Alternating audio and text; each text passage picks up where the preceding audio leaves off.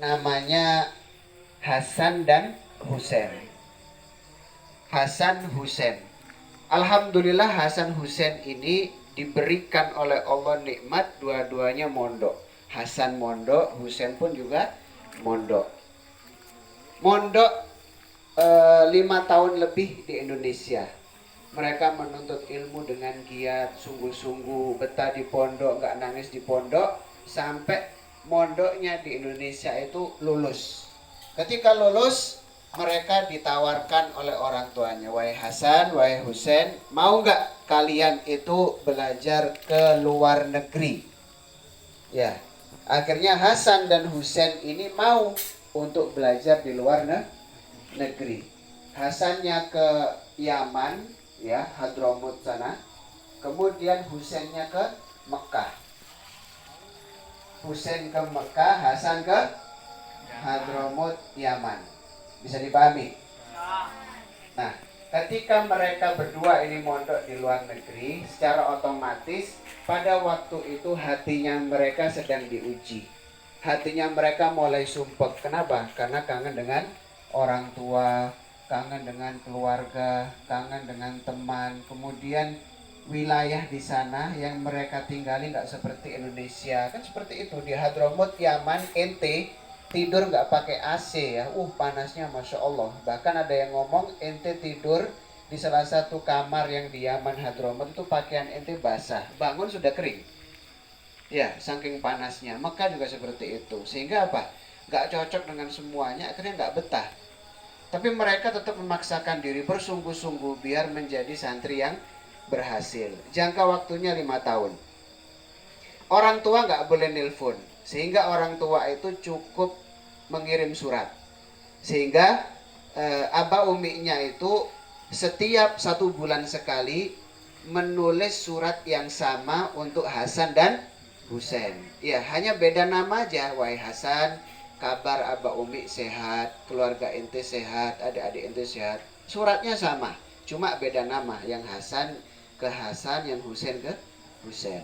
Tapi perbedaan di sini. Ya, ketika Hasan merasa nggak betah di pondok, ketika dapat surat dari orang tuanya nggak dia baca. Datang, Hasan, ini dapat surat dari orang tua ente. Oh ya, syukran Ustaz. Diambil suratnya, taruh di lemari, nggak dibaca. Berarti nggak tahu isi surat itu. Sehingga apa? Di pondok itu makin lama makin betah, karena nggak tahu keadaan di rumah seperti apa. Betul? Contoh, ente kan sekarang nyaman di pondok. Tapi kalau dengar sepupu ente mau nikah misalnya di rumah kurang seminggu, kira-kira gejolak nggak hati itu? Ya gejolak, pengen pulang, pengen ngumpul saudara. Tapi kalau nggak tahu ya nyantai aja kan gitu. Nah ini Hasan ini dapat surat, ditaruh lemari. Tapi berbeda dengan Husain. Husain ini dapat surat dari orang tua ente. Husain yang di mana? Di Mekah. Husain dapat surat dari orang tuanya, masya Allah. Ketika dengar ada surat tuh langsung nangis. Dibaca suratnya tambah mewek, ya. Akhirnya suratnya dicium-cium, paham? Malah tambah nggak betah, ya tambah kepikiran, belajar nggak fokus. Tapi Hasan malah tambah fokus. Kenapa? Nggak ada yang dipikir. Datang surat yang kedua dari orang tuanya. Hasan dapat surat langsung taruh kemari. Husain dibaca. Ya Allah, adik saya sudah lahiran katanya. Berarti umiknya kan lagi hamil. Ya.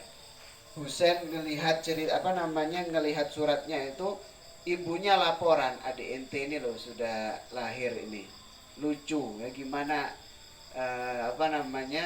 Husain ini nggak tambah sedih di pondok, tambah nggak fokus. Walhasil ya, 2 tahun, ya 2 tahun Husain minta berhenti sama gurunya. Wahai guruku, saya nggak kuat, saya pengen pulang. Loh kenapa ente kok pulang wahai Husain? Ini saya baca surat abah saya meninggal. Ya, abah saya meninggal. Pulang si Husain, izin sama gurunya, pulang takziah. Tapi Hasan pulang nggak? Nggak pulang. Kenapa nggak pulang? Nggak tahu abahnya meninggal, suratnya nggak dibaca. Ketika nyampe ke rumah, ya ibunya meluk. Husain, masya Allah, kenapa antum pulang? Iya, karena saya membaca surat kalau abah meninggal. Oh ya sudah, nggak apa-apa. Ya namanya abah ente meninggal dunia, masa nggak pulang? Akhirnya pulang. Loh, Hasan mana? Oh, saya nggak tahu. Yang penting saya sudah kirim surat ke Hasan. Kok Hasan nggak pulang? Ya nggak tahu. Mungkin nggak boleh pulang atau anaknya nggak mau pulang, sudah dibiarkan saja. Bisa dipahami? Hasan bersungguh-sungguh sampai 5 tahun, akhirnya lulus, dapat ijazah ya. Waktu itu kalau nggak salah sudah lulus S2 ya, baru dia pingin baca suratnya. Dibaca surat yang pertama, Masya Allah. Baca surat yang kedua, sampai surat yang terakhir baru dia nangis. Nangis sejadi-jadinya. 3 tahun dia baru tahu kalau abahnya meninggal. Coba. Nangis sejadi-jadinya, nangis dia. Menyesal. Tapi di sisi lain dia mondoknya sampai berhasil.